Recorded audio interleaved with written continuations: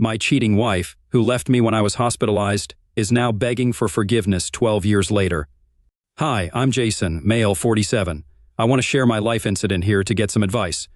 This goes back to 12 years ago when I was married to Susan, my first wife. I was married for 7 years with 2 children, Laura and Lucas, who were 5 and 3 then. We were leading a regular life until one fateful day. One morning, when I was driving to my office, a speeding vehicle from the opposite direction rammed into my car. The next thing I remember was waking up on a hospital bed, covered in bandages and plasters. The nurse informed me that I had woken up after 2 days in a coma. I held my doctor's hand and thanked him for saving my life.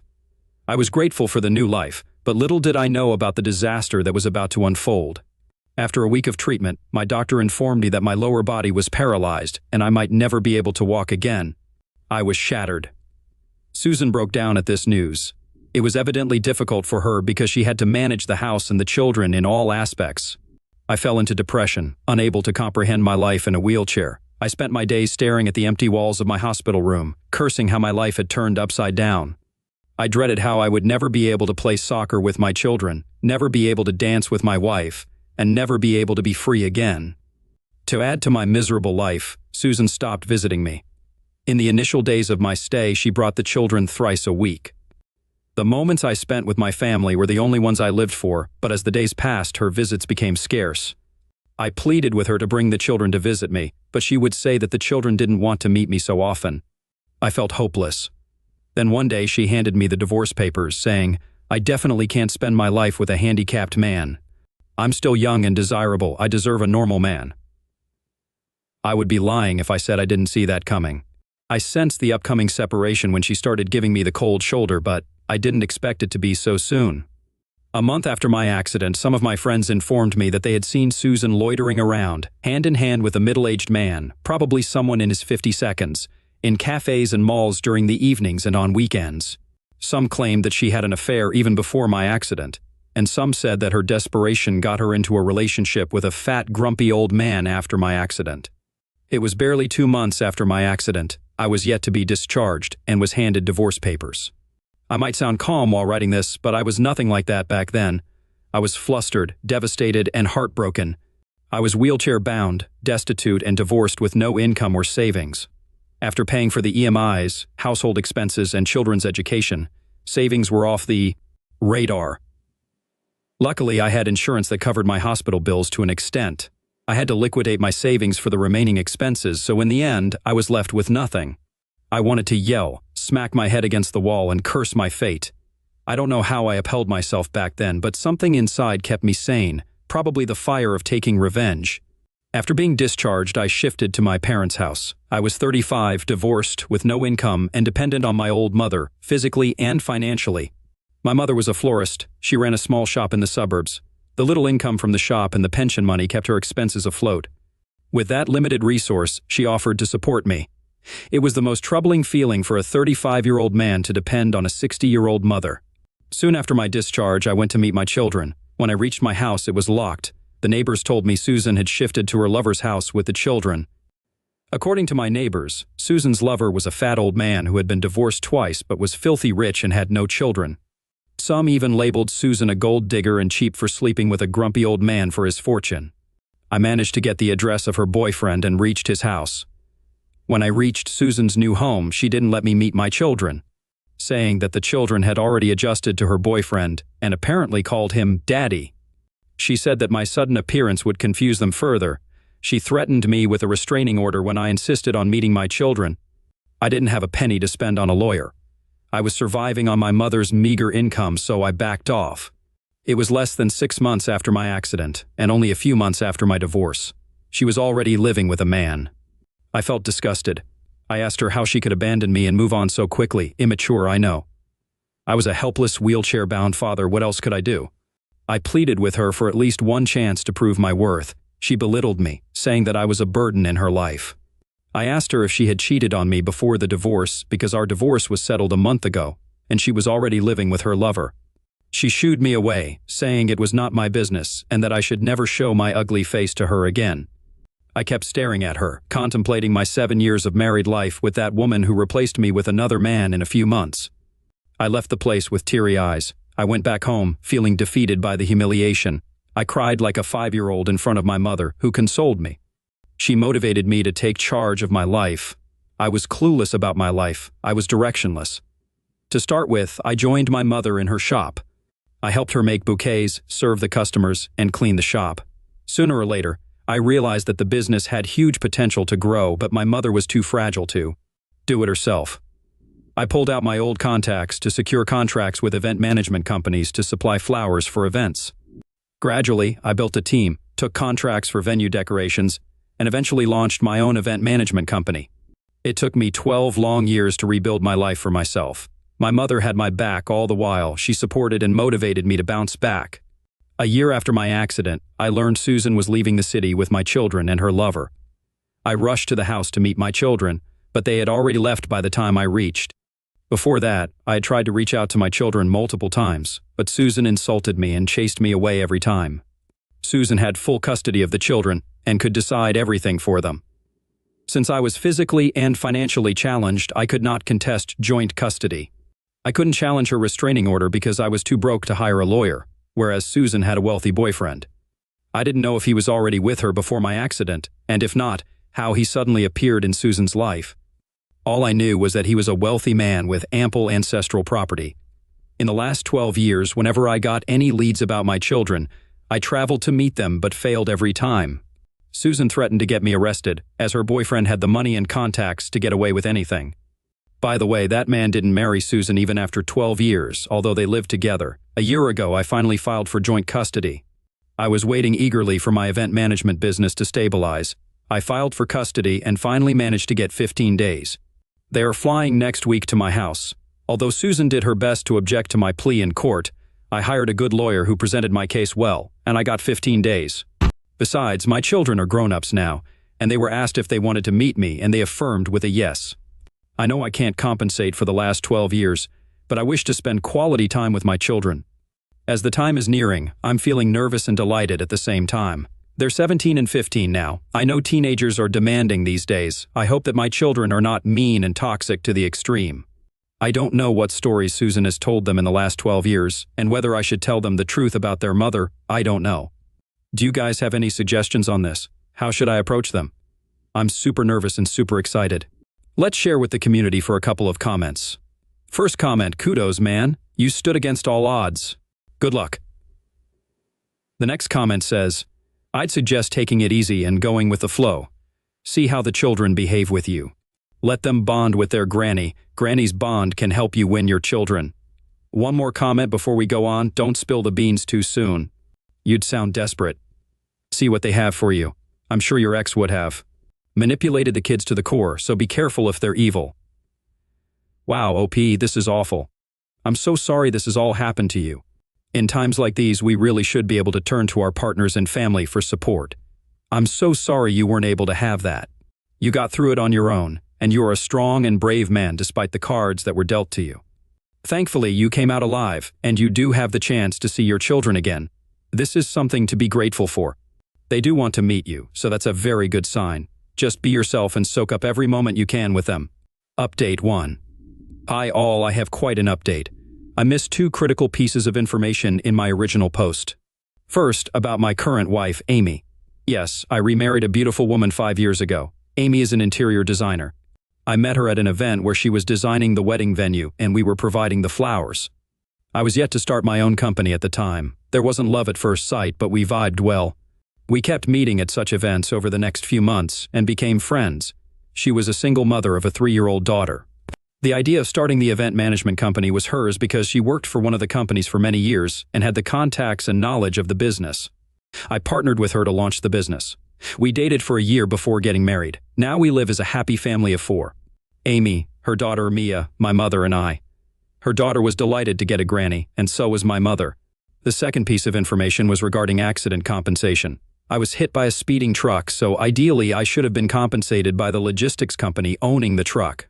But at that time, the company got away with paying nothing by manipulating the facts about the accident and pinning the blame on me.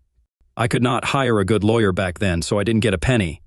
You know how big companies work. They pay in bombs to their attorneys to save their backs. After my marriage to Amy, she suggested I refile the case since we could afford a suitable lawyer. The case is still in court, but my lawyer has given us a positive hint that the judgment would come in our favor. Alright, coming back to my story. As I mentioned in my original post 3 months ago, my children were supposed to visit me after 12 years of my divorce. I was excited and nervous, but Amy calmed me down and supported me all this while. I went to pick them up from the airport. The older one, Laura, is 15 now, and the younger one, Lucas, is 13. They have grown up to be beautiful and handsome teenagers. After the initial greetings, we ran short of conversation. It was awkward for all three of us on our way to the house from the airport. I tried to break the ice and ask them about their school life and city. I deliberately skipped the conversation regarding their mother. They, too, didn't bring her up. The children were unusually silent, or maybe they were looking for an opportunity to plug into their earphones like any other teenager.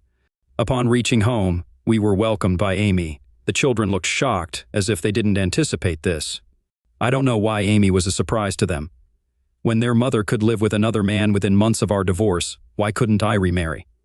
Amy had set up the guest room for the children. We had lunch together, and Amy laid out the vacation itinerary we had planned for the family. They gave a neutral reaction to everything. Neither were they excited, nor did they dismiss the plan. Amy and I were confused by their mixed response. They locked themselves up in the room, and soon after that I got a call from their mother, Susan, accusing me of tricking our children. She said I had brought the children to my house so Amy and I could manipulate them. I felt disoriented by her behavior. She accused me of hiding the truth about my marriage. I wondered at her accusations. I hung up on her, but she persistently called me. I decided to address the elephant in the room. I called my children and asked them what was the matter. After the initial hesitance, they spoke up. They were mad at me because they were told that I had abandoned them. Susan had brainwashed the children against me and filled their heads with all lies and deceit. I revealed to them the exact truth, that it was their mother who jumped to another man as soon as she got the opportunity. They were kids back then, yet they remembered those incidents very well. I told them how Susan disappeared with them to the old man's house and how she had threatened and chased me away whenever I tried to contact them.